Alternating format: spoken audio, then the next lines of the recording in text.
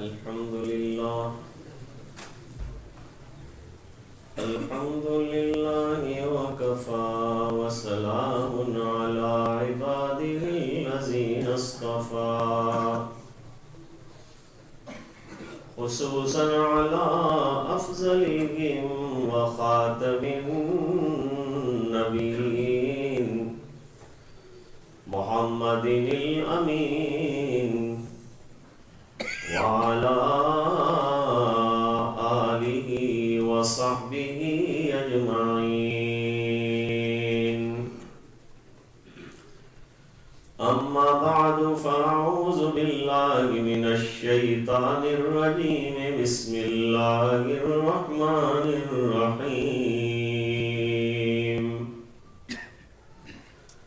اتل ما أوحي إليك من الكتاب وأقم الصلاة إن الصلاة تنهى عن الفحشاء والمنكر ولذكر الله أكبر والله يعلم ما تصنعون. صدق الله العظيم. اللهم صل على سيدنا محمد وعلى آل سيدنا محمد وأصحابه وأزواجه وبارك وسلم.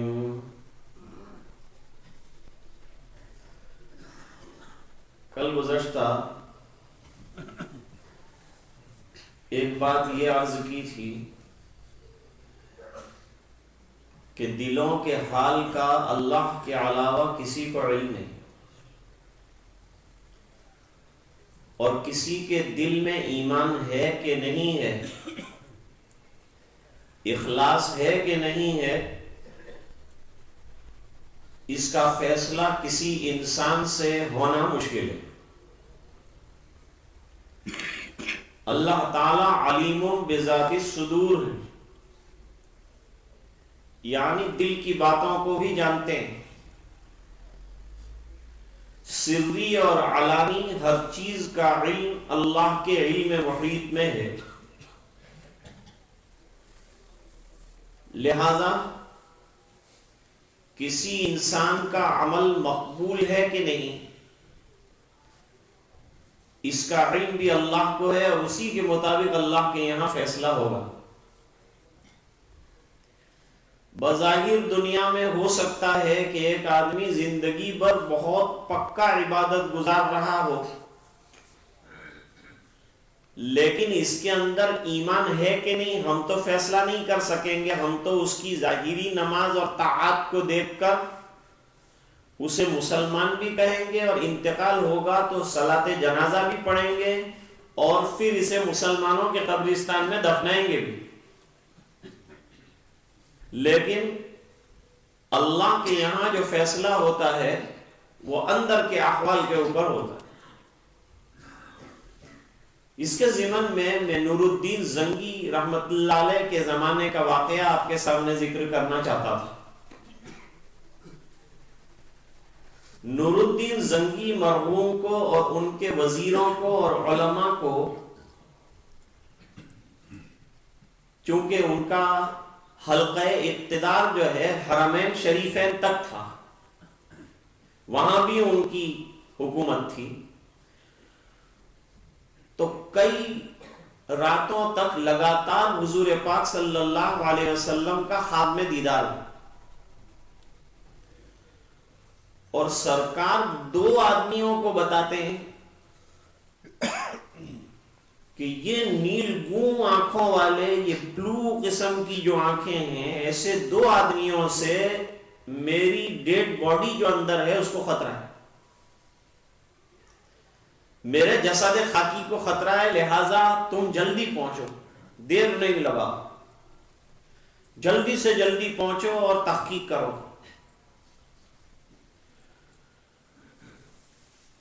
اور چونکہ کئی بار یہ خواب آیا اس لیے اس کو ماننے پر مجبور ہو گئے. سرکار یاد فرما رہے ہیں، مدینے بلا رہے ہیں. تو پورے قافلے کے ساتھ جو ہے مدینہ منورہ پہنچ گئے. اب جن دو آدمیوں کو بتلایا تھا ان کو تلاش کہاں کیا جائے, کہاں ڈھونڈے ان کو؟ تو بادشاہ کے وزیروں نے مشورہ دیا کہ جتنے مدینہ منورہ کے علماء ہیں ان تمام کی دعوت کی جائے. تو جتنے وہاں کے علماء صلحاء تھے ان تمام کی, بلکہ پورے شہر کے لوگوں کی دعوت کی بادشاہ, اور خود انٹرنس پر بیٹھ گئے, دروازے پر بیٹھ گئے. اور بیٹھنے کا مقصد تھا وہ دو آدمی اگر آئیں تو انہیں پکڑا جائے اور تلاش کیا جائے اور حقیقت معلوم کی جائے. سب کی دعوت ہوئی, سب نے کھایا, سب آئے گئے, لیکن وہ دو حضرات نہیں آئے. جب دعوت مکمل ہو گئی تو بادشاہ نے وہاں کے لوگوں سے پوچھا کہ بھئی سب لوگ آئے کھانے کے لیے یا کوئی نہیں بھی آیا؟ سب علماء بھی آئے کھانے؟ کہا جی سب آ گئے. لیکن دیکھو غور سے کوئی نہ آیا ہو. بتلایا کہ دو علماء ہیں یہاں بہت عبادت گزار اور نیک بندے, وہ نہیں آئے. بھئی وہ کیوں نہیں آئے؟ کہا وہ جو ہے کسی کی دعوت میں نہیں جاتے اور کسی کے یہاں نہیں جاتے. اچھا تو وہ اپنی جگہ پر تو ملیں گے نا ہم کو؟ کہاں وہ اپنی جگہ پر بس رات اور دن عبادت میں لگے رہتے ہیں, کسی سے گفتگو بھی نہیں کرتے, کچھ نہیں کرتے. تو نور الدین زنگی نے کہا کہ ہم خود جا کے ان سے ملاقات کرتے ہیں. خیال تھا کہ شاید یہ دو حضرات وہی نہ ہوں جن کی ہمیں تلاش ہے اور سرکار نے جن کو بتلایا ہے. وہاں پہنچے, دروازہ کھٹکھٹایا, دروازہ کھولا. دیکھتے ہی نور الدین زنگی مرحوم نے کہا کہ یہ تو وہی دو ہیں جن کو سرکار نے خواب میں مجھے دکھلایا تھا. یہ دو حضرات نہیں آئے تھے. اب بس شکل اور صورت سے تو بہت صالح اور عبادت گزار اور نیک معلوم ہو رہے ہیں, اور ادھر سرکار یہ اطلاع دے رہے ہیں کہ ان دونوں سے مجھے خطرہ ہے. گھر میں داخل ہو گئے تو انہوں نے جہاں مصلی بچھایا ہوا تھا سب جگہ نظر دوڑائی, کچھ سمجھ میں نہیں آتا. اتنے نیک لوگوں کے بارے میں سرکار نے فرمایا کہ ان سے خطرہ ہے. جب سب تحقیق ہو گئی کوئی چیز گرفت میں نہیں آتی تو بادشاہ نے سوچا کہ جو مصلی پر یہ لوگ نماز پڑھتے ہیں, کہا حضرت مجھے وہاں 2 رکعت پڑھنے دیجئے. کہا نہیں, یہ مصلی پر کوئی نہیں آ سکتا, ہم دونوں کا مصلی ہے, اس کے اوپر کوئی جو ہے پیر نہیں رکھ سکتا, پورا مکان ہے, آپ کو پڑھیے نماز. بادشاہ نے کہا نہیں, مجھے تو یہ جا نماز جو ہے تمہاری یہ اٹھانا ہے. انہوں نے کہا نہیں, یہ مصلی کو بالکل نہ ہٹایا جائے, برسوں سے جو ہے اس پر نمازیں پڑھ رہے ہیں ہم لوگ. بادشاہ نے زور لگایا اور اپنے کارندوں سے کہا کہ دونوں مصلی ہٹاؤ. جب مصلی ہٹائے تو مصلوں کی سائز میں انہوں نے زمین کاٹی ہوئی تھی اور اس پر پتھر رکھا ہوا تھا. جب وہ پتھر ہٹایا گیا تو اندر سٹیپس نظر آئی, اور یہ سرنگ انہوں نے بنائی تھی اور اتنی نیچے تک بنائی تھی کہ حضور پاک صلی اللہ علیہ وسلم کا جسد خاکی جہاں رکھا ہوا ہے وہاں کے قریب بالکل پہنچ گئے تھے. گویا وہ رات اور دن جو ہے یہی کام اندر سے کھودنے کا آہستہ آہستہ آہستہ کر رہے ہیں. اب لوگوں کے سامنے یہ حقیقت کھل کر آئی اور ان سے پوچھا گیا کہ تم نے ایسا کیوں کیا. فرمایا مسلمان آ کے یہاں روزے پر زیارت کرتے ہیں اور سلام پیش کرتے ہیں, ہم نے سوچا تھا کہ باڈی یہاں سے نکال کے لے جائیں, پھر بیکار رہے گا ان کا سلام کرنا اور سب یہاں تو کچھ رہے گا نہیں. لیکن اللہ کے رسول صلی اللہ علیہ وسلم نے یہ عجیب انتظام اپنی حفاظت کا کہ تمہیں وہاں اتنی دور سے بلوایا، اور پھر نور الدین زنگی مرحوم نے نیچے جو ہے مزار اقدس کے پاس سے ایک پوری دیوار جو ہے اس کو چن لیا تاکہ آئندہ ایسی کوئی حرکت نہ کر سکے۔ میں یہ بتلانا چاہتا تھا کہ ظاہر کے اعتبار سے تو وہ حضرات بڑے عبادت گزار اور بڑے صالحین میں سے معلوم ہو رہے تھے، لیکن اندر سے دیکھیے کیسا کام نکلا۔ یہاں سے یہ بات معلوم ہوئی کہ اللہ تعالیٰ اپنے دین کی اور اپنے بندوں کی حفاظت خود فرماتے ہیں۔ کوئی یوں سمجھتا ہو کہ میں حفاظت کر رہا ہوں اور میں اپنے آپ کو بچا رہا ہوں، حقیقت یہ ہے کہ ایسا ہے نہیں۔ اللہ تعالیٰ نے ہر انسان کے ساتھ فرشتے رکھے ہیں۔ ایک فرشتہ تو وہ ہے جو بھلائیاں لکھتا ہے، دوسرا جو ہے وہ برائیاں لکھتا ہے۔ برائیاں لکھنے والا فرشتہ نیکیاں لکھنے والے کے تابع ہے، اور بھلائیاں لکھنے والا جو ہے اس کے اوپر تفوق رکھتا ہے، وہ اس کا لیڈر ہے۔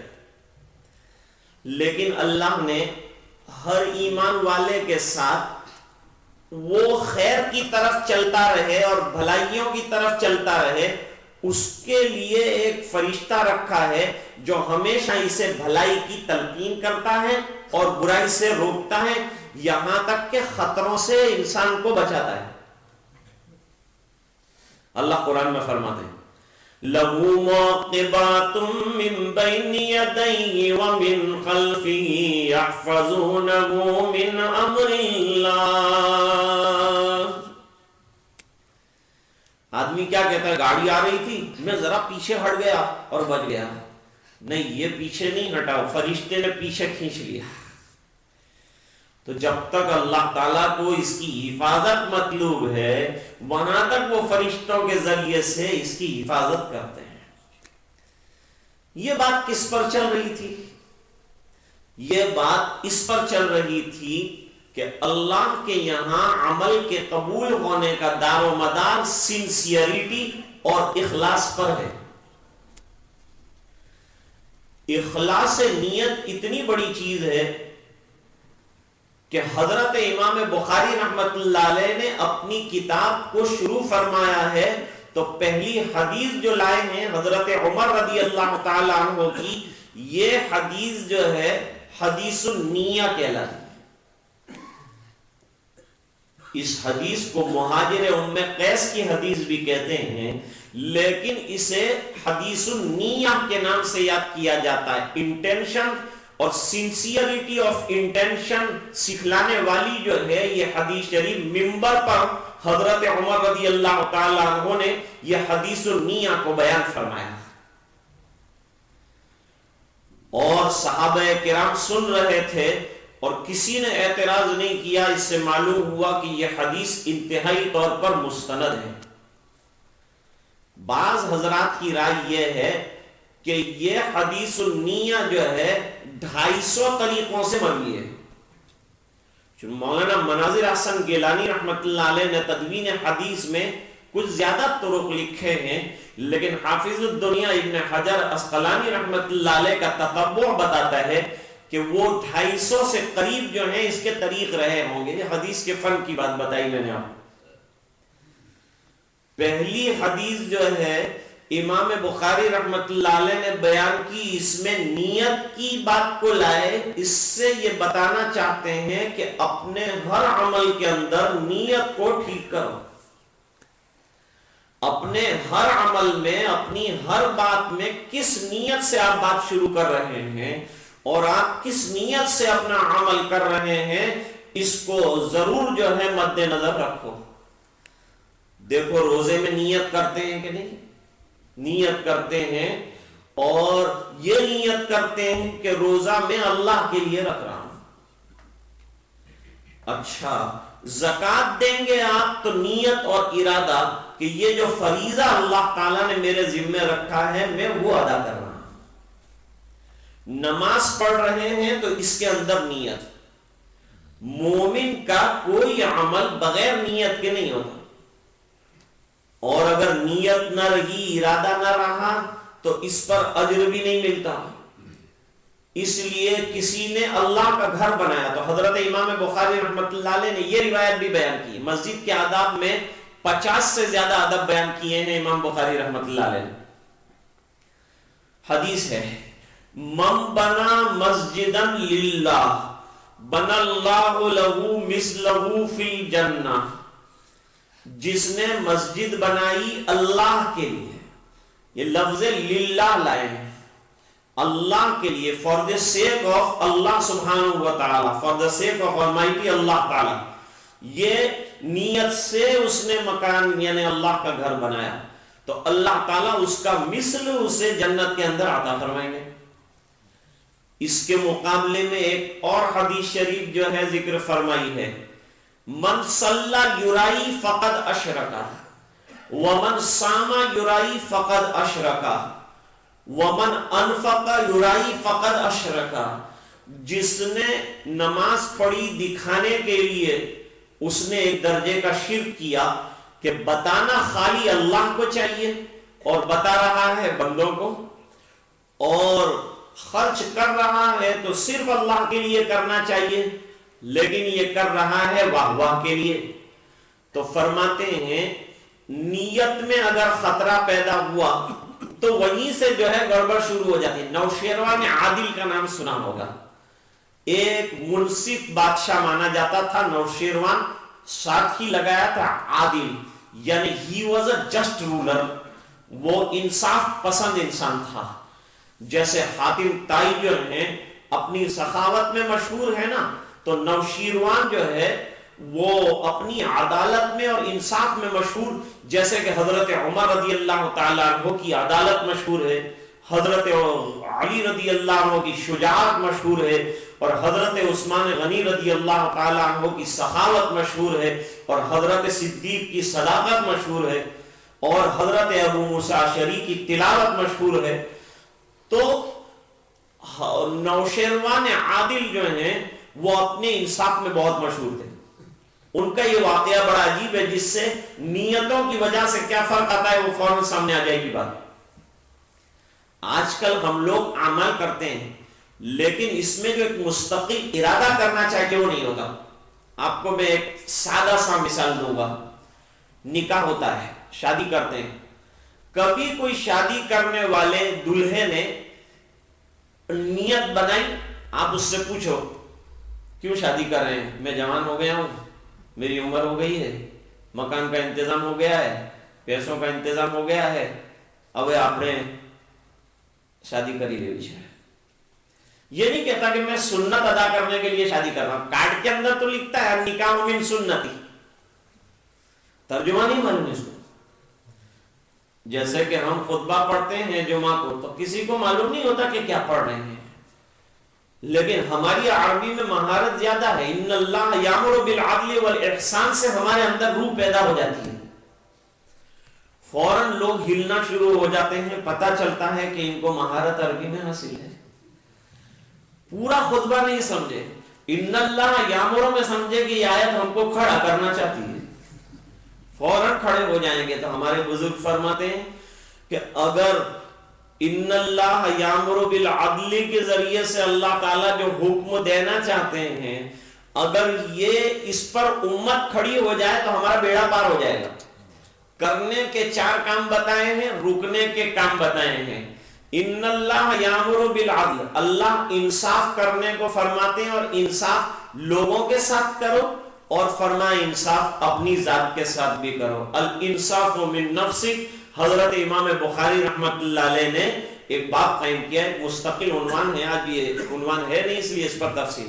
ان اللہ یامر بالعدل والاحسان, اور اللہ تعالیٰ حسن سلوک کا حکم دیتے ہیں. وایتاء ذی القربی, اور قریبی ریلیٹیوز اور رشتہ داروں کے ساتھ چیریٹی جو ہے اور ان کو دینے اور ان پر خرچ کرنے کا حکم دے دیں, اور چند چیزوں سے روکتے ہیں. وَيَنْهَا عَنِ الْفَحْشَاءِ, کھلا طور پر جو برائی ہے، ایسی برائی کہ جس کو کوئی بھی آدمی دیکھے تو یوں کہے کہ یہ برا ہے. ہر ایک کی نظر میں جو چیز گناہ ہے، ہر ایک کی نظر میں جو چیز بری ہے، اس کو کہیں گے فحشا، یعنی کھلا بے حیائی کی چیز. آج تو بے حیائیاں فیشن کے اندر آ گئی ہے. آج کل تو بے حیائی نہ کرو تو لوگ کہتے ہیں کہ تو پچھو وہ حیا واڑو. تو وہ بے حیائی جو ہے وہ موجودہ دور کا شعار بن گیا.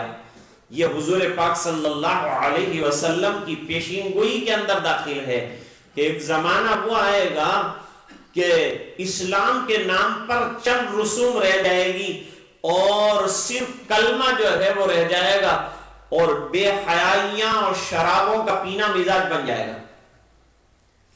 دہلی کے ایک 5 سٹار ہوٹل میں رات کو روشنیاں جھلملا رہی تھی وہاں کے پلاٹ کے اندر، اور ٹیبل سجے ہوئے تھے اور بڑی حسین اور خوبصورت بوٹلیں سامنے 2 جو ہے خالی رکھی ہوئی تھی ٹیبل کے اوپر، اور چاروں طرف جو ہے گانے بجانے کی آوازیں آ رہی تھی، اور گاڑیاں بڑی قیمتی آ کر دروازے پر ہوٹل کے رکی. بھئی ہے کیا یہاں؟ فرمایا یہاں جو مالدار جوان ہیں انہوں نے بیرون سے شراب منگوائی ہے، اور آج رات جو ہے وہ شراب پی جائے گی. یہ شراب کی جو 2 بوتلیں یہاں پر نظر آتی ہے، ان میں سے ایک کی قیمت 20 لاکھ روپے ہے. تو شراب پینا مزاج بن گیا، فیشن کے اندر داخل ہو گیا. میں کہہ رہا تھا کہ وَيَنْهَا عَنِ الْفَحْشَاءِ، منکر وہ جس کو شریعت نے برا قرار دیا ہو، شرع نے جس کو کہا ہو کہ یہ چیز بری ہے، اسے منکر کہیں گے. وہ گناہ بڑا بھی ہو سکتا ہے. تو وَيَنْهَا عَنِ الْفَحْشَاءِ وَالْمُنْكَرِ وَالْبَغْيِ لَعَلَّكُمْ تَذَكَّرُونَ. دیکھیے تو کرنے کے کام بتا دیے، نہ کرنے کے کام بتا دیے. یہ پورے خطبے کا خلاصہ ہے جو خطبے کے اختتام پہ آتا ہے، جس کو ہم معنی کے اعتبار سے نہیں جانتے. کم سے کم جاننا چاہیے کہ بھئی خطبے میں کہا کیا جاتا ہے.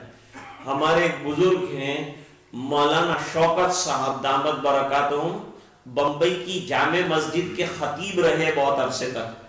تو وہ ہر جمعہ کو اپنا خطبہ تحریر فرماتے ہیں، اور جب نماز جمعہ ہو جاتی ہے تو اس کے بعد وہ خطبے کا ترجمہ لوگوں کے سامنے سناتے ہیں، اور وہ باقاعدہ اعلان رہتا ہے کہ بھئی، اور سب کو معلوم ہے کہ بھئی نماز کے بعد جو ہے آج جو خطبہ پڑھا گیا وہ خطبے کا ترجمہ جو ہے آج سنایا جائے گا. تو اس کو کھڑے ہو کر سنا دیتے ہیں. 5 سے 10 منٹ لگتی ہوگی، لیکن آدمی ذہن میں لے کے جاتا ہے کہ جمعہ کے دن میں نے کیا سنا. خیر، تو جب نکاح کرتے ہیں تو نیت نہیں. نکاح میں کیا ارادہ؟ بس منے سجوڑے تھئی جاؤں છે હવે અને 2 હાથ હતા તે 4 હાથ કરવા છે મારે. બસ یہ ہے نیت. اور મારું ઘર આબાદ થઈ જાય، આટલું શાનદાર ઘર બાંધ્યું تو એની અંદર کوئی رہے تو فرنیچر کے بغیر گھر بیکار لگتا ہے، لہٰذا میں فرنیچر کے طور پر بیوی کو لے آیا. تو یہ کیا ہے؟ اپنا گھر آباد کرنے کے لیے نکاح. لیکن اگر ایک آدمی سنت کی نیت کرتا ہے، ہمارے حضرت قاری طیب صاحب رحمت اللہ علیہ جو قاسمی علوم کے ناشر ہیں، یعنی مولانا قاسم العلوم نانوتوی رحمت اللہ علیہ کے علم کی زبان اللہ تعالیٰ نے بنایا ہے. کس کو؟ حضرت قاری طیب صاحب رحمت اللہ علیہ کو.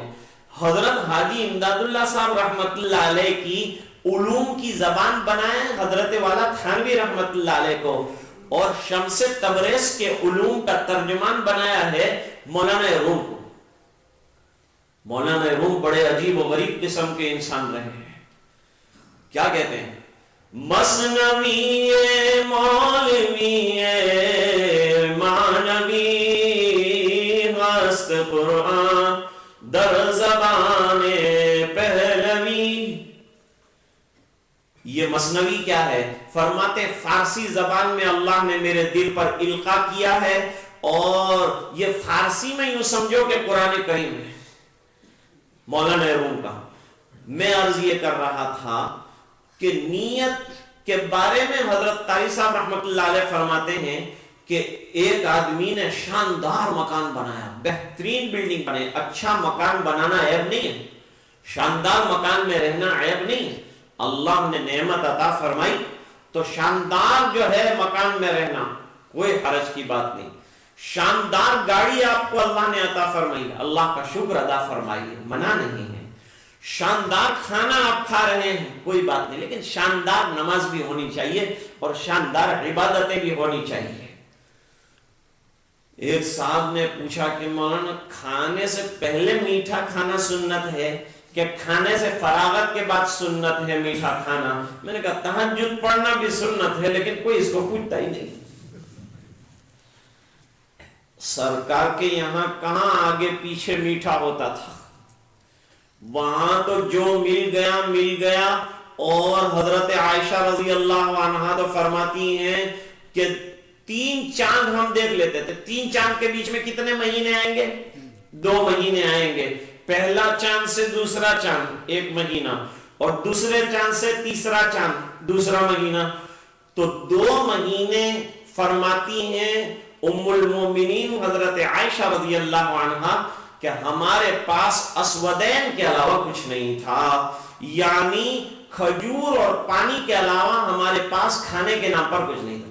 آج الحمدللہ اللہ تعالیٰ نے نوازا ہے اور نعمتیں اتنی دی ہے کہ میرے ایک دوست کہتے تھے کہ ہم 24 گھنٹے کے بجائے دن اللہ تعالیٰ 48 گھنٹے کا بنا دے, اور ہم 48 گھنٹے اپنی پیشانی سجدے میں رکھیں اور سبحان ربی الاعلیٰ کہتے رہیں اور پوری زندگی ایسا کر ڈالیں, تب بھی اللہ کی نعمتوں کا حق ہم ادا نہیں کر سکیں گے. اتنی جو ہے نعمتیں اللہ تعالیٰ نے عطا فرمائی. جو آپ کے آبا اور اسلاف یہاں آئے تھے, انہوں نے تو کتنی محنتوں سے جو ہے چل کر, پیدل, گاڑیاں بھی نہیں تھی بیچاروں کے پاس, پیدل چلتے تھے. اور مجھے احباب بتاتے تھے کہ ہمارے پاس مسجد نہیں تھی, کوئی کمرہ کرائے کے اوپر لیتے تھے, کوئی ہوٹل کا کمرہ یا کوئی ہال ہائر کرتے تھے اور اس میں جو ہے رمضان گزارتے تھے اور اس میں عید کی نماز پڑھتے تھے. آج اللہ تعالیٰ نے اپنا فضل فرما دیا. یہ ان لوگوں کی سیکریفائس اور محنتوں کے نتیجے میں آج اللہ تعالیٰ نے ہمیں نوازا ہے, تو ہمیں یہ نعمت کی قدر کرنا چاہیے, اسے آباد کر کے. آدمی کا جب پیٹ بڑا ہوتا ہے تو اس کو بھرنے کی اس کو فکر کرنی پڑتی ہے. مسجد اگر بڑے پیٹ کی بنائی ہے تو ہم کو فکر کرنا چاہیے کہ اس کا پیٹ بھر جائے, اور مسجد کا پیٹ نمازیوں کے ذریعے سے بھرتا ہے. لہذا ہمیں نمازی بننا بھی ہے اور نمازی بنانا بھی ہے.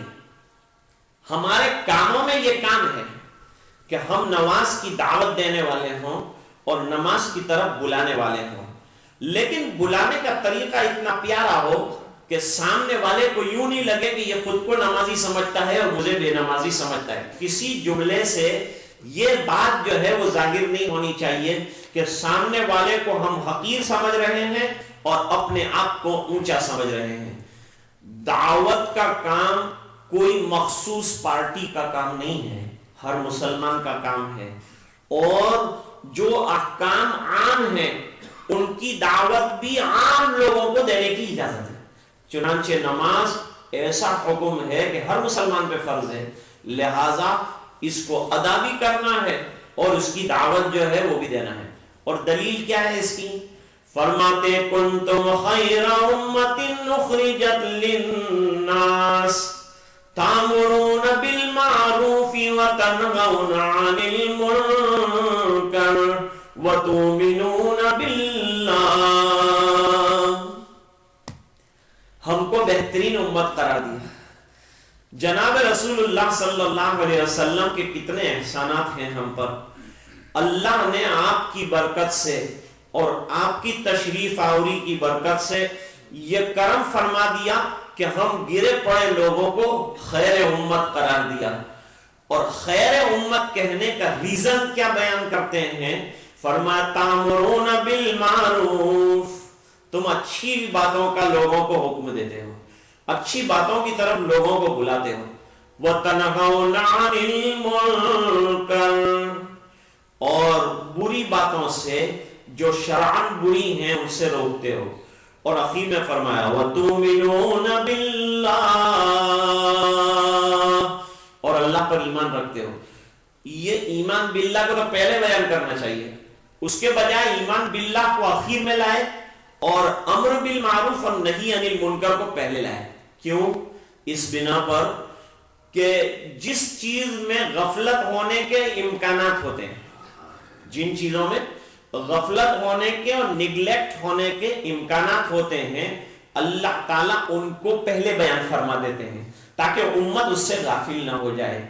اور ایمان باللہ میں تو غفلت نہیں ہوگی، لیکن اللہ کے دین کی بات پہنچانے میں غفلت کریں گے.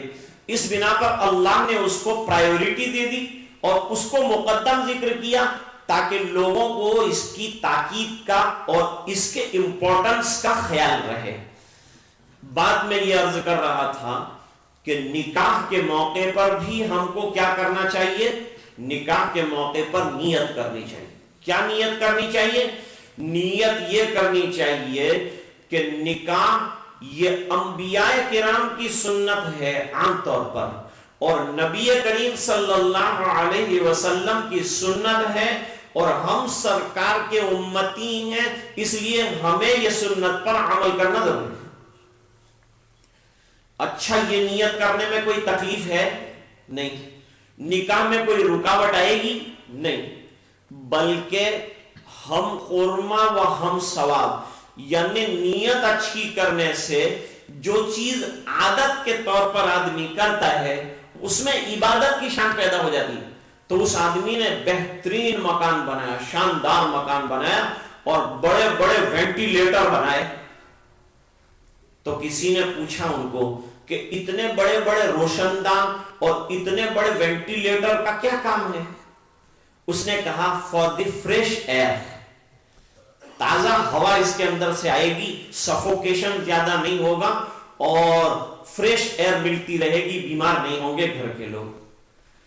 تو وہ اللہ والے نے کہا اگر تو یہ نیت کر لیتا کہ یہ میں نے وینٹیلیشن اس لیے رکھے ہیں تاکہ اذان کی آواز اندر آئے اور میں تیار ہو کر جلدی جو ہے نماز کے لیے چلا جاؤں، تو فریش ایئر رکے گی تو نہیں.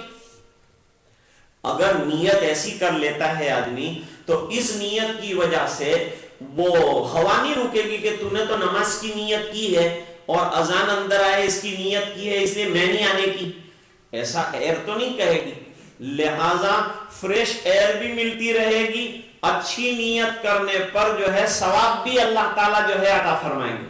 وہ نوشیروان عادل کی بات کر رہا تھا کہ وہ ایک راستے سے گزر رہا ہے، ایک بہترین باغ دیکھا تو اندر داخل ہوا، پیاس لگی ہوئی تھی، اندر داخل ہوا، انار کا باغ تھا، پومگرینیٹ کہتے ہیں آپ، وہ پومگرینیٹ کے گارڈن میں داخل ہو گئے اور وہاں داخل ہوئے اور وہ باغ کا جو جوان مالک تھا اس سے کہا کہ مجھے ذرا پانی کا گلاس دینا.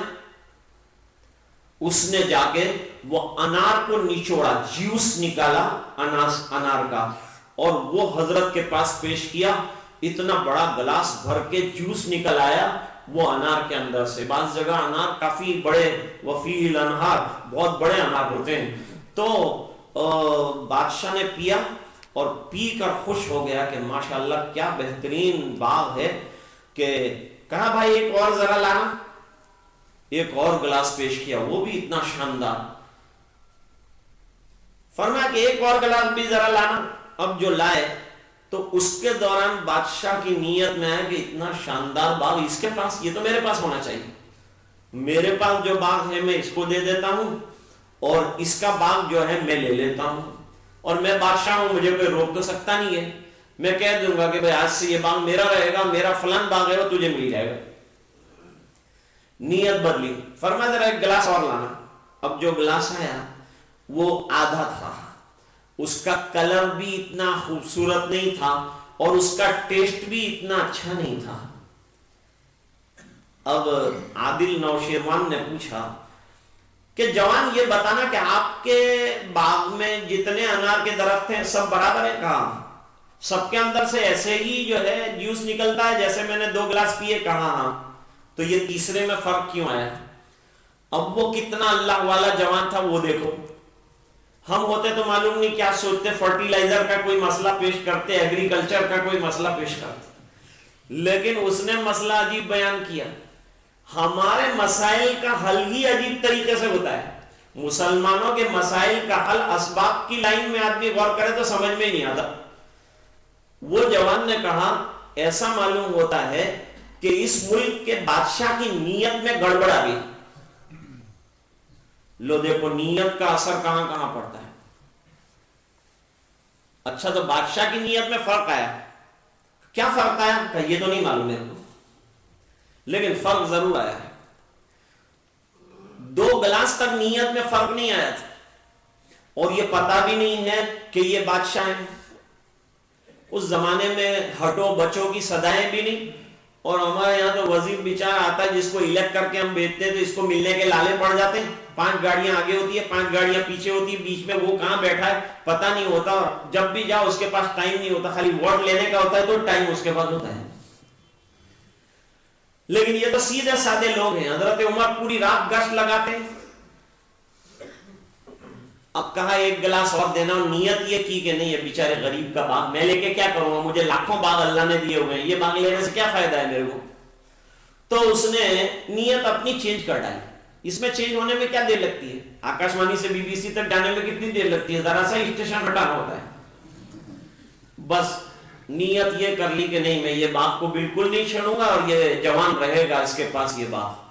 1 گلاس اور لانا۔ اب جو گلاس آیا تو ایک دم پھول تھا، میٹھا بھی تھا، ٹیسٹی بھی تھا، اور کلر بھی اس کا بیوٹیفل تھا۔ اب کہا کہ اب کیا فرق آیا، اتنا بالکل فل گلاس آیا؟ فرمایا کہ نیت شاید بادشاہ کی چینج ہو چکی، پہلے نیت میں بگاڑ آیا تھا لیکن پھر دوبارہ نیت جو ہے درست کر لی۔ تو نیت کا اثر چیزوں پر پڑتا ہے، اعمال کا اثر چیزوں پر پڑتا ہے، اشیاء پر پڑتا ہے۔ جس گھر میں بدکاری ہوگی اللہ والوں کی نگاہیں اس کو دیکھ لیتی ہے کہ یہاں بدکاری ہوئی ہے، اور جہاں عبادت ہوتی ہے وہاں اللہ والے پہنچ کر کہہ دیتے ہیں کہ یہاں انوار کی بارش ہوتی ہوئی نظر آتی ہے۔ دیکھنے والے دیکھ لیتے ہیں، کہنے والے، لیکن دیکھنے کے لیے نظریں چاہیے، وہ اللہ والوں کا کام ہے، وہ دیکھتے ہیں۔ حضرت امام اعظم ابو حنیفہ رحمت اللہ علیہ کا بہت مشہور واقعہ ہے، وہ یہ کہ انہیں وضو جو کرنے والے کرتے تھے ان کے وضو کے گرتے ہوئے پانی میں گناہ نظر آتے تھے، کون سا گناہ گر رہا ہے وہ ان کو نظر آتا تھا۔ چنانچہ وہ جوان کو بلاتے تھے اور کہتے تھے کہ بیٹا جب تو نے چہرے پر پانی ڈالا تو آنکھوں کے پاس سے جو پانی ٹپک کر نیچے گیا اس میں مجھے بد نظری کا گناہ نظر آیا، تو بیٹا کسی غیر محرم پر نظر مت ڈالا کر، اور بیٹا جب تو نے کلی کی تو باہر جب تو نے پانی نکالا تو اندر سے غیبت جو ہے وہ نکلتی ہوئی مجھے نظر آئی۔ تو جو چیزیں نظر نہیں آتی ہم کو آنکھوں سے، اللہ والوں کو اللہ نے وہ نگاہیں دی ہے کہ وہ چیزیں ان کو نظر آتی ہیں۔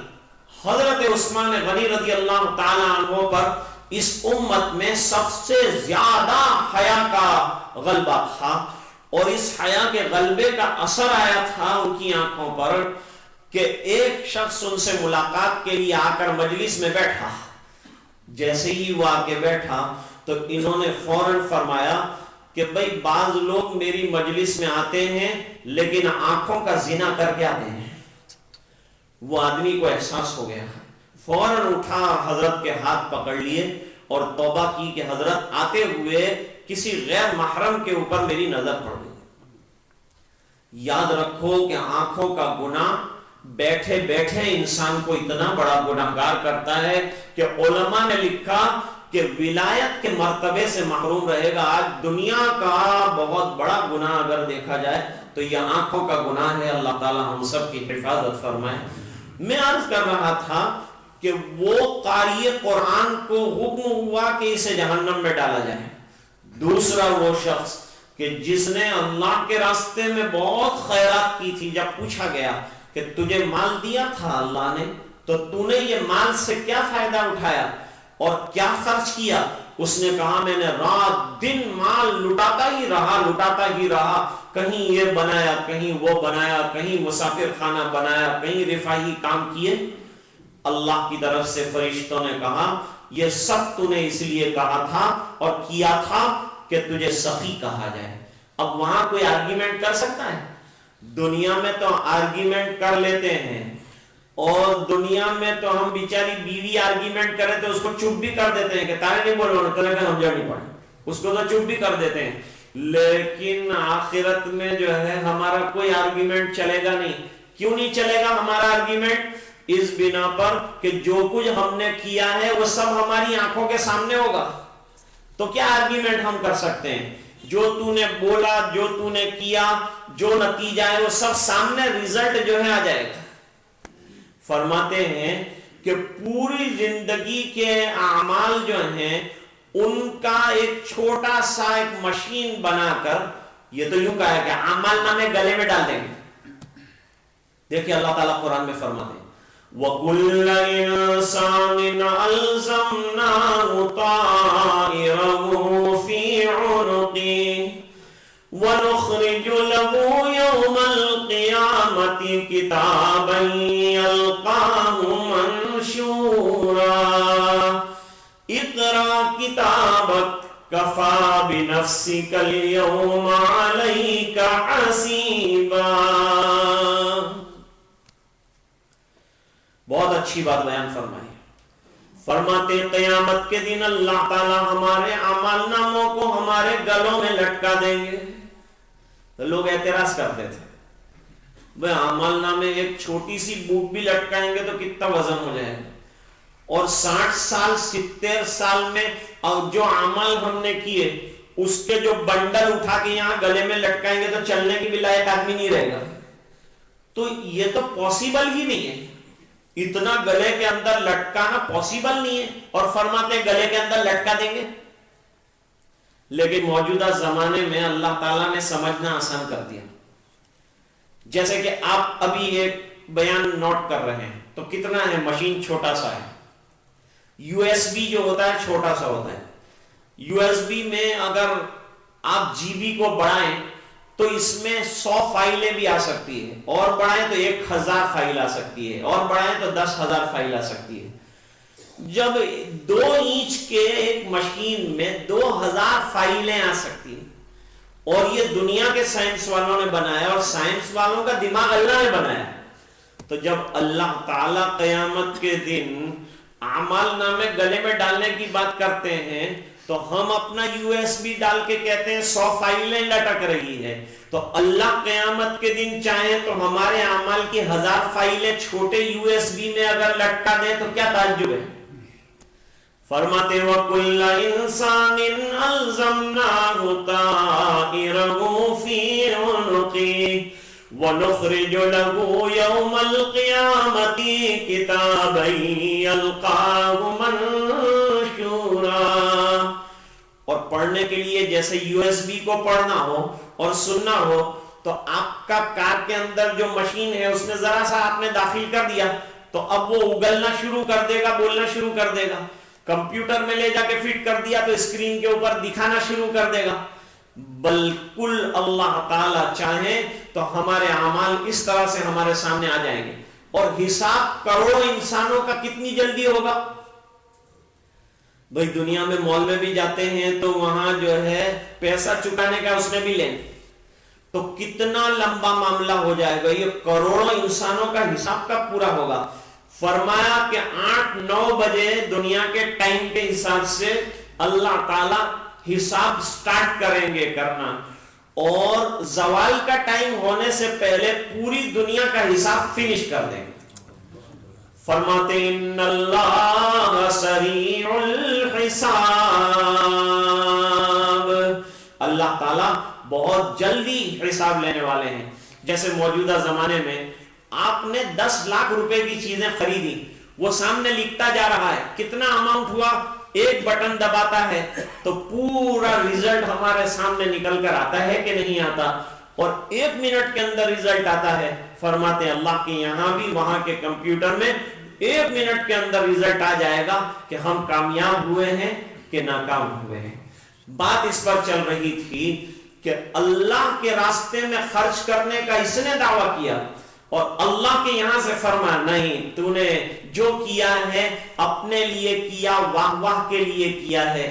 یہاں تک کہ تیسرا شخص وہ ہے کہ جس نے اپنی جان لٹا ڈالی اور جان قربان کر ڈالی، لیکن اس سے کہا گیا کہ تجھے بہادری دکھانے کا شوق تھا تاکہ جان لوٹے تو لوٹے، لیکن لوگ تجھے یوں کہیں کہ واہ کیا بہادر تھا کہ اپنی جان نشاور کر گیا، جان نثار کر گیا۔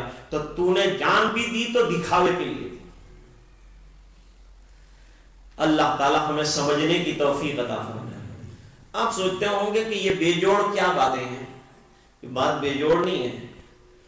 نبی کریم صلی اللہ علیہ وسلم نے فرمایا کہ اللہ تعالیٰ فرماتے ہیں الصوم لی، روزہ ایسی عبادت ہے کہ جب آدمی روزہ رکھتا ہے تو کسی کو پتہ نہیں چلتا، جس نے رکھا ہے اس کو معلوم ہے، چلو رمضان میں معلوم ہو جاتا ہے، لیکن رمضان المبارک کے علاوہ کچھ لوگ ایسے ہیں جو کثرت سے روزے رکھتے ہیں، پتہ چلے گا؟ جب تک وہ نہ بتائے وہاں تک پتہ نہیں چل سکتا۔ فرمایا کہ اس کو جانتا ہے جس کے لیے رکھا ہے روزہ وہ، یا جس نے رکھا ہے وہ، لہذا بین العبد و بین اللہ ہوا معاملہ، اللہ کے درمیان اور بندے کے درمیان معاملہ ہوا، تیسرا بیچ میں کسی کا جو ہے دخل نہیں۔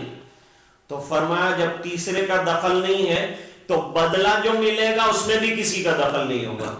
فرماتے ہیں الصوم لی، روزہ تو نے میرے لیے رکھا ہے تو انا اجزی بھی، میں فرشتوں کو کہوں گا ہٹ جاؤ، میں اپنے دست خاص سے میرے بندے کو نوازنا چاہتا ہوں، میرے بندے کو دینا چاہتا ہوں۔ تو اللہ تعالیٰ اپنے دستہائے قدرت سے انعام عطا فرمائیں گے۔ ایک معنی تو یہ بیان کر دیا، دوسرا معنی علماء نے ذکر کیا ہے کہ الصوم لی، روزہ میرے لیے ہے، وَأَنَا أَجْزِي بِهِ، اور اس کے بدلے میں تم کو میں مل جاؤں گا۔ اور بھائی جس کو بدلے میں اللہ مل جائے اس سے بڑھ کر کوئی نعمت ہے؟ جس کے قسمت میں بادشاہی آ جائے اس سے بڑھ کر کوئی انعام ہو سکتا ہے؟ کہتے ہیں ایک بادشاہ کے یہاں ایک غلام تھا، لوگ اسے بے وقوف کہتے تھے اور بادشاہ نے اس کو اپنے بہت قریب رکھا تھا۔ کہتے تھے کہ یہ کالے کو کیوں قریب رکھا ہے؟ بھئی اللہ کے یہاں کالا گورا نہیں دیکھا جاتا، ابو لہب بہت گورا تھا لیکن جہنم میں گیا، حضرت بلال کالے ہیں، سیاہ ہیں، لیکن سرکار فرماتے ہیں کہ میں جنت میں اپنے سے آگے حضرت بلال کے جوتوں کے گھسٹنے کی آواز سنتا ہوں۔ تو معلوم ہوا اللہ کے یہاں جو فیصلہ ہوگا وہ رنگوں کی بنیاد پر نہیں ہوگا، وہ اعمال کی بنیاد پر ہوگا، وہ ایمان کی بنیاد پر ہوگا۔ اور کبھی کبھی خوبصورتی انسان کے لیے آزمائش کا سبب بن جاتی ہے۔ حضرت بلال رضی اللہ تعالیٰ عنہ کو اللہ تعالیٰ نے کتنا اونچا مرتبہ اور مقام عطا فرمایا، تو وہ کالا غلام تھا لیکن بادشاہ کے بہت قریب تھا۔ ایک دن امتحان لیا بادشاہ نے اور امتحان میں یہ کہا کہ میرے دربار میں جو جو چیزیں ہیں اس کے اوپر جو ہاتھ رکھ دے گا وہ چیز اس کی کہلائے گی۔ سب نے ہاتھ رکھ لیا قیمتی قیمتی چیزوں پر، وزیروں نے، اور یہ جو غلام تھا وہ اپنی جگہ سے نہیں ہلا اور اس نے بادشاہ کے سر پہ ہاتھ رکھ دیا۔ اور سب لوگوں نے جب پوچھا گیا کہ کیا لیا ہے تو کہا ہم نے اپنی چیزیں لے لی ہے۔ اور یہ غلام کتنا بے وقوف ہے کہ آج لینے کا ٹائم تھا بادشاہ سے تو کچھ لیا نہیں، جبکہ بادشاہ اپنی خوشی سے دینا چاہتے تھے۔ تو غلام سے پوچھا گیا کہ تو نے کچھ نہیں لیا؟ اس نے کہا میں نے تو بادشاہ کے سر پہ ہاتھ رکھا، یعنی بادشاہی کو میں نے لے لیا۔ جب بادشاہ کو لے لیا تو یہ سب چیزوں میں تو بادشاہ کو میں کہوں واپس لے لو تو وہ واپس لے لے گا، تو اصل تو بادشاہ کا لینا ہے۔ بادشاہ کو لے لیا تو پورے ملک کو لے لیا، جس کو اللہ مل گئے اس کو سب مل گیا۔ من کان للہ کان اللہ لہ، جو اللہ کا ہو جائے گا اللہ اس کے ہو جائیں گے۔ فرماتے ہیں یہ روزہ ایسی عبادت ہے، ایسی عبادت ہے کہ اس کے بدلے میں اللہ ملنے والے ہیں۔ اللہ تعالی ہمیں یہ مہینے کی قدر نصیب فرمائے۔ آیت میں نے جو پڑھی تھی اس کی تفصیل تو نہیں ذکر کر سکا، لیکن آج جمعہ میں نے اس کا کنکلوژن آپ کے سامنے اگر غور کیا ہو تو پیش کیا تھا۔ اتلو ما اوحی الیک من الکتاب میں تو تراویح میں قرآن کریم کا سننا یہ معلوم ہوتا ہے، اور اقیم الصلاۃ یہ بھی تراویح میں نماز کے پڑھنے کے لیے ہے۔ اور اگر یوں کہا جائے کہ اتلو ما اوحی الیک، اس سے قرآن کی تلاوت رمضان میں کثرت سے کرنے کی طرف اشارہ ہے۔ اقیم الصلاۃ یعنی نمازوں کو قائم کرنا۔ حدیث پاک میں فرمایا کہ من صام رمضان ایمانا و احتسابا غفر له ما تقدم من ذنبه، جس نے رمضان میں اللہ کے لیے اور ثواب کے حاصل کرنے کے لیے روزہ رکھا، اس کے ما قبل میں جتنے چھوٹے گناہ ہیں وہ سب اللہ تعالیٰ معاف فرما دیں۔ اور دوسری حدیث فوراً امام بخاری رحمۃ اللہ علیہ نے من ساما کے بعد ذکر کی ہے، وَمَنْ قَامَ رَمَضَانَ ایماناً وَاحْتِسَابًا، اور جو راتوں کو کھڑا رہا اور تراویح میں قرآن کریم کا سننا سنانا رکھا، غفر له ما تقدم من ذنبه، تو اس کے بھی ما قبل میں جتنے گناہ ہیں اللہ تعالیٰ معاف فرمائیں گے۔ اور یاد رہے کہ یہ گناہ سے صغیرہ گناہ مراد ہوتے ہیں جہاں جہاں ایسی بات آتی ہے، اور کبیرہ گناہ کے لیے مستقل توبہ۔ اور رمضان میں اللہ تعالیٰ افطار کے وقت توفیق دے دے ہاتھ اٹھانے کی، تو للصائم فرحتان، روزہ رکھنے والوں کے لیے دو خوشیاں بڑی زبردست ہے، فرحت عند الافطار و فرحت عند لقاء الرحمن۔ ایک تو افطار کا وقت جب ہوتا ہے، دنیا کے لوگوں کو افطار میں کیا لطف ہے، روزہ نہ رکھا ہو تو کیا پتہ چل سکتا ہے۔ روزہ رکھنے والوں کو افطار کی قدر اللہ دیتے ہیں، اور جو خوشیاں دیتے ہیں دنیا کی خوشیاں اور ہیرے جواہرات کی خوشیاں وہ نہیں ہیں جو افطار کرنے والے کو اللہ تعالیٰ عطا فرماتے ہیں یہ اس وقت افطار کا وقت دیکھنے کی تڑپ میں ہے، تو کل جو ہے اللہ تعالیٰ اپنے دیدار سے نوازیں گے کہ تو میرے حکم پر افطار کا وقت دیکھ رہا تھا، آج میرے حکم پر زندگی گزار کر آیا، تو ہٹاتا ہوں پردہ کہ تجھے میرا دیدار نصیب ہو جائے۔ اللہ تعالیٰ ہمیں یہ مہینے کی قدر نصیب فرمائے۔ اور تیسری چیز ذکر فرمائی، وَلَذِكْرُ اللَّهِ أَكْبَرُ، اللہ کا ذکر بہت بڑی چیز ہے، اور ذکر زمین پر کرے بندہ اور فرش عرش برین پر اللہ تعالیٰ ملائکہ میں ذکر کرے کہ میرا بندہ مجھے یاد کر رہا ہے۔ قرآن کریم میں فرمایا فَاذْكُرُونِي أَذْكُرُكُمْ وَاشْكُرُوا لِي وَلَا تَكْفُرُونَ۔ بہرحال یہ 5 بیانات کا جو کورس تھا وہ آج الحمدللہ اپنے فضل سے پائے تکمیل کو پہنچ رہا ہے۔ آج جمعہ میں مولانا سہیل صاحب نے کچھ میرا شکریہ ادا کیا، مجھے رونا آ رہا تھا کہ میں اس لائق نہیں ہوں کہ میرا شکریہ ادا کیا جائے۔ میں تو یہ سمجھتا ہوں کہ آپ حضرات نے موقع دیا اور اپنی محبتوں سے نوازا، اور ہر مرتبہ کی طرح آپ تشریف فرما رہے۔ میں آپ حضرات کا شکر گزار ہوں کہ یہ انگریزی کا زمانہ ہے، آپ انگریزی کے عشاق ہیں، اور انگریزی ہر جگہ چل رہی ہے، ملک بھی ہے ایسا، لیکن اس کے باوجود اردو کو زندہ رکھنے کے لیے آپ حضرات تشریف فرما رہے اور آپ نے باتوں کو سنا۔ اللہ تعالیٰ جو کچھ کہا گیا ہے اس میں سے جو اچھی باتیں ہیں وہ یوں سمجھیے کہ اللہ کی طرف سے القا کی گئی ہیں، اس پر مجھے آپ کو عمل کی توفیق عطا فرمائے، اور جو لفظشیں دوران کلام اگر ہو گئی ہوں آپ اس کو میری طرف منسوخ کر سکتے ہیں کہ وہ میری طرف سے ہے۔ اللہ تعالیٰ وہ خطاؤں کو معاف فرمائے اور لفظشوں کو معاف فرمائے۔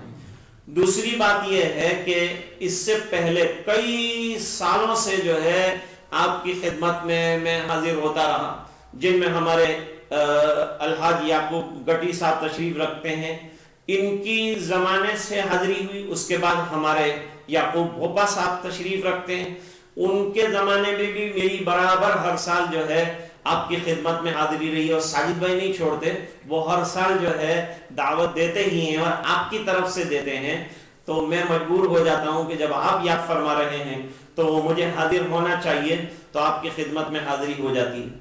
تو کبھی بھی الحمدللہ اتنے سالوں میں مجھے اجنبیت کا احساس نہیں ہوا، اور کچھ اجنبیت کا احساس مسافر کو ضرور ہوتا ہے، لیکن الحمدللہ ہمارے ائمہ کرام نے کوئی نئی جگہ پر جو بڑے امام ہوتے ہیں وہ نئے کسی کو برداشت نہیں کرتے، لیکن ان بزرگوں کے کمالات میں سے یہ رہا کہ نہ صرف انہوں نے میری دلجوئی کی، بیٹھے بھی، جیسے کہ حضرت مولانا عبداللہ صاحب دامت برکاتہ روزانہ بیٹھے، ان کو کوئی ضرورت نہیں بیان سننے کی، اور بھی علماء مجھے نظر آتے ہیں جو تشریف رکھتے ہیں، تو یہ حضرات کا بیٹھنا یہ ہم جیسے کمزوروں کی حوصلہ افزائی کے لیے ہوتا ہے، پشت پناہی کے لیے ہوتا ہے، ان کا اعتماد جو ہے ہم کو مل جاتا ہے تو ہمیں ہمتیں حاصل ہوتی ہیں۔ اللہ تعالیٰ انہوں نے جو دلجوئی کا معاملہ فرمایا، رات کو بھی جو ہے آ کے تشریف فرما ہوئے، اور سمجھتے ہیں کہ بھئی مسافر پر چاہے وہ کتنا بھی اجنبی نہ ہو اور آتا رہا ہو، ایک چادر سی اس کے دل کے اوپر ہمیشہ رہتی ہے، اس کو ہٹانے کی ان حضرات نے بھرپور کوشش کی ہے 5 دنوں میں۔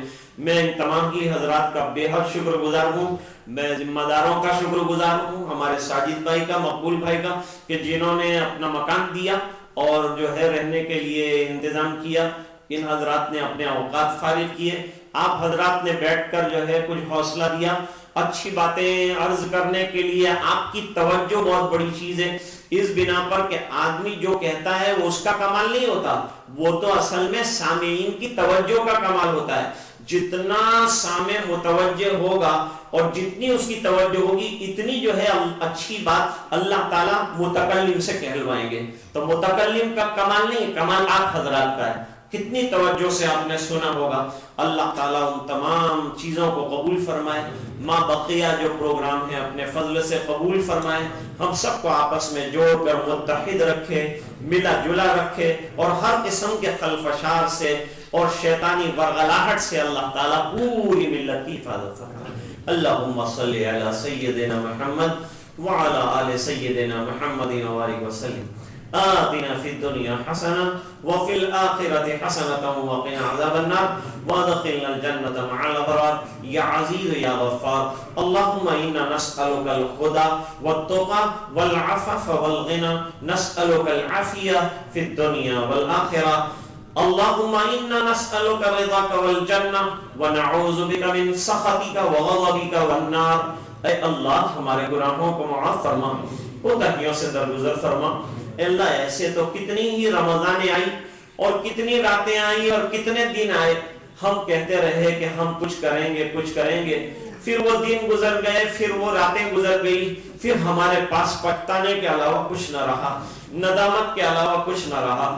اے اللہ اب کہ تو نے پھر یہ ماہ عطا فرمایا ہے، کتنے وہ لوگ ہیں جو مشتاق تھے کہ انہیں یہ مہینہ ملے تو نہ مل سکا، ان کی زندگی پوری ہو گئی، وہ تیرے پاس پہنچ گئے۔ اے اللہ تو نے ہمیں یہ لمحات زندگی دیے ہیں، اے اللہ اس کا قدردان بنا دے، اور اے اللہ اس کی ایک ایک منٹ سے ہمیں استفادہ کرنے والا بنا دے۔ اے اللہ اچھے کاموں میں ہمارے اوقات کو گزارنے والا بنا دے۔ اے اللہ کثرت سے قرآن شریف پڑھانے والا بنا دے۔ اے اللہ خوب تلاوت کا جذبہ عطا فرما۔ اے اللہ خوب تیرے کلام سے عشق عطا فرما۔ اے اللہ خوب تیرے نبی سے پیار عطا فرما۔ اے اللہ نبی کریم صلی اللہ علیہ وسلم کی اتباع زندگی کے ہر موڑ پر نصیب فرما۔ اے اللہ یقیناً ہماری ہر عبادت میں دنیا بھر کی غلطیاں اور دنیا بھر کی کوتاہیاں ہوتی ہیں، تیرا کرم نہ ہو تو یہ عبادتیں سر پر اور منہ پر ماری جا سکتی ہیں اور پٹخ دی جا سکتی ہیں، لیکن اے اللہ ہم تیرے کرم کے بھکاری ہیں، تیری طرف سے رحم کے امیدوار ہیں۔ اے اللہ ہمارے اعمال اور گناہوں پہ نظر نہ فرما، اللہ اپنی شان کریمی پر نظر فرماتے ہوئے اللہ کرم کی بھیک دے دے۔ اے اللہ اگر تو نے معاف فرما دیا تو تیری شان میں تو کوئی کمی نہیں آئے گی، لیکن ہم جیسوں کی بگڑی بن جائیں گی، اے اللہ ہماری بگڑی بنا دے، اے اللہ پوری امت کی بگڑی بنا دے۔ اے اللہ کل حوض کوثر پر فرشتے ہمیں یوں دھکے نہ دے دیں کہ تم نے سرکار کی سنتوں کو زندگیوں سے اکھاڑ کر پھینک دیا اور تم نے سرکار کے طریقوں کو اپنے گھروں سے نکال کر پھینک دیا تو آج تمہیں جام کوثر نہیں مل سکتا۔ اے اللہ اس دن کی رسوائی سے حفاظت فرما، مرنے سے پہلے سچی توبہ دے دے۔ اے اللہ باقی زندگی پوری طاعت والی بنا دے، اے اللہ عبادت والی بنا دے، جو بھول چوک اور لغزشیں ہو گئی درگزر فرما دے۔ اے اللہ ہماری زندگیوں میں دینی انقلاب پیدا فرما دے۔ اے اللہ ہمارے جنریشن میں اور نسلوں میں اور جوانوں میں اے اللہ جو تو نے صلاحیتیں رکھی ہیں اے اللہ وہ صلاحیتوں کو اجاگر فرما دے، اے اللہ خیر فرما دے، اے اللہ ان کو اپنے دین کے لیے قبول فرما لے، اے اللہ دنیا کی ترقیات بھی انہیں عطا فرما، اے اللہ علماء کا احترام عطا فرما، ائمہ کا احترام عطا فرما، اے اللہ اپنی مرضیات پر ہمیں چلنے والا بنا دے، اے اللہ رمضان میں جو کرنے کے کام ہے اس کی ہمت ہم کو دے دے، اے اللہ اپنے فضل سے یہ روزے قبول فرما لے، یہ قرآن کریم کا سننا سنانا قبول فرما لے، اے اللہ یہ زکوٰۃ صدقات کا دینا قبول فرما لے، اے اللہ اس لائن سے کہ مدارس چلیں اور تیرے امتی اس میں پڑھیں، اس کے لیے اللہ جو محنتیں کر کر کے غریب الوطن ہوئے اور وطن سے دور دراز کے سفر کیے، اے الہ العالمین ان کا آنا قبول فرما، آتے جاتے ان کی حفاظت فرما، ہر طرح سے اللہ غیب سے ان کی حفاظت کے فیصلے فرما، اے اللہ ان مدارس کے دوام کی شکلیں پیدا فرما، ان کو آباد فرما، ان کی حفاظت فرما، اور جو ان کی مدد کرے ان کو دارین میں بہترین بدلے عطا فرما، اپنی رضا والی زندگی دے دے، تو ہم سے راضی اور خوش ہو جا اور ہمیں اپنا بندہ بنا دے، اے اللہ یہ مسجد کو بھی آباد فرما، مسجد میں نماز پڑھنے والوں کو آباد فرما، ہر مسجد کو آباد فرما، ذمہ داروں کو اللہ آپس میں محبت عطا فرما، خیر کے ساتھ کام کو آگے بڑھانے کی ہمتیں عطا فرما، جو بیمار ہیں انہیں شفا عطا فرما، اور پریشانوں کی پریشانیاں دور فرما، اور جن کے قرضے ہیں غیر سے قرضوں کے پورا ہونے کی سبیل پیدا فرما، اور جو بے گھر ہیں ان کو گھر عطا فرما، اور تیرے راستے کی محنت کرنے والوں کو اپنے فضل سے قبول فرما، ان کے چلنے پھرنے کو حفاظت والا بنا دے، اور امت کی ہدایت کا ذریعہ بنا دے، اور اے اللہ العالمین ہاتھ اٹھا کے جو مانگا عطا فرما، اے اللہ نہ ہمیں مانگنا آتا ہے اور نہ ہمیں تیرے سامنے ہاتھ پھیلانا آتا ہے، لیکن اللہ یہ تیرا وعدہ ہے اور تیرا حکم ہے کہ تیرے علاوہ کسی کے سامنے ہاتھ نہیں پھیلا سکتے، اے اللہ ہم ٹوٹے پھوٹے ہیں، اے اللہ ہم گندے ہیں لیکن تیرے بندے ہیں، اے اللہ اگر کرم کی بھیک تو نے دے دی تو تیری شان میں کوئی بھی فرق نہیں آتا، لیکن ہم جیسوں کی بگڑی بن جاتی ہے، اے اللہ ہماری بگڑی بنا دے، اے اللہ پوری امت کی بگڑی بنا دے، اے اللہ پوری امت کے حال پر رحم فرما دے، پورے عالم میں اللہ عزتوں کے فیصلے فرما دے، ہر قسم کی رسوائیوں سے اللہ دائر میں حفاظت فرما دے، اے اللہ پوری ملت کا بیڑا پار فرما دے، بول بالا فرما دے، حق کا بول بالا فرما دے، اے اللہ ہمیں باحیا بنا دے، با اخلاق بنا دے، اے اللہ ہمیں پکا دیندار بنا دے، 100% ایماندار بنا دے، 100% نمازی بنا دے، اے الہ العالمین اس پورے مجمع کی مغفرت فرما دے، اور امت کے ایک ایک فرد کی مغفرت فرما، اور دعائیں اپنے فضل و کرم حبیب پاک صلی اللہ علیہ وسلم کے توفیل میں قبول فرما، سبحان ربک رب العزت عما یصفون وسلام علی المرسلین والحمد للہ تعالی رب العالمین۔